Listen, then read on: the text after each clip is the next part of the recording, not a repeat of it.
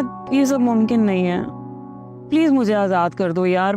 मैंने बहुत सोच लिया इस बारे में, लेकिन नहीं है मुमकिन ये। जाहिर है तुम्हें सिर्फ दुश्मनी में इंटरेस्ट है।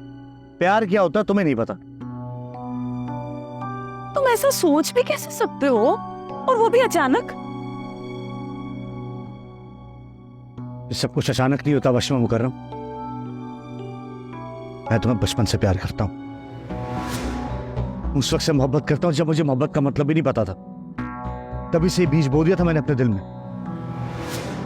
और आज वो एक तनावर दरख्त बन चुका जो कि अब मेरी बर्दाश्त से बाहर।